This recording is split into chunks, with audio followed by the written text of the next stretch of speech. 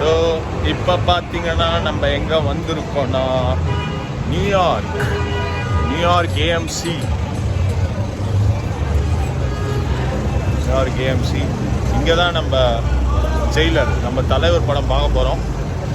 Today இன்னைக்கு 10 மணி show, அதனால் இன்னைக்கு தலைவர் படம் எப்படி இருக்குன்னு சொல்ல போகிறேன். ஸ்ட்ரைட்டாக பார்த்து சொல்ல போகிறேன். ஸோ இந்த தியேட்டர் பார்த்தீங்கன்னா டைம்ஸ் ஸ்கொயர் பக்கத்துலேயே இருக்குது. ஏஎம்சி எம்பையர் 25னு பேர் இந்த தியேட்டர் பேர்.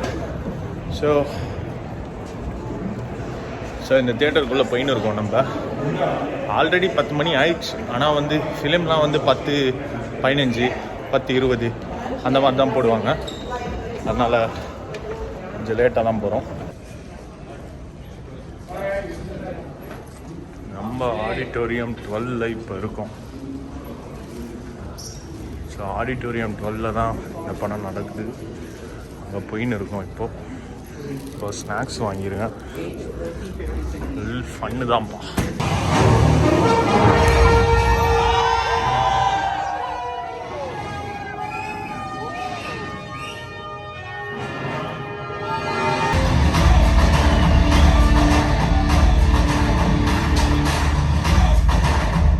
ஹலோ கைஸ், ஸோ நம்ம இந்த படத்தை பார்த்துட்டு வந்துட்டோம், ஜெயிலர் படத்தை பார்த்துட்டு.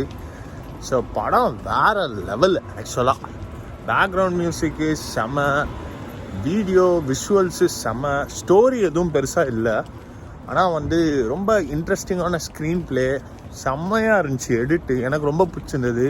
கேமரா எல்லாமே வந்து சினிமாட்டோகிராஃபி செம்ம நச்சுன்னு இருந்துச்சு. அப்புறம் வந்து ரொம்ப வந்து படம் ஃபுல்லாக வந்து ஒரு என்டர்டெயின்மெண்ட்டாகவே போகும். படத்தில் அடுத்தது என்ன ஆக போகுது அந்த மாதிரி என்டர்டெயின்மெண்ட்டாகவும் போகும். நடுவில் நிறைய ஹியூமர் வேறு இருக்குது. நல்ல சிச்சுவேஷ்னல் காமெடி மாதிரி நிறைய இடத்துல வந்து ஹியூமரை வந்து இன்சர்ட் பண்ணியிருக்காங்க. அதுவும் சூப்பராக இருந்துச்சு. படமே வந்து வேறு லெவலாக இருந்துச்சு. நானும் ஃபஸ்ட்டு வந்து விக்ரம் மாதிரி தான் இருக்கும் படம் அப்படின்னு நினச்சேன்.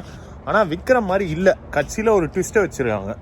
அந்த ட்விஸ்ட்டு தான் வந்து செம ஹைலைட்டு படத்தில். அதனால் சூப்பராக இருக்குங்க.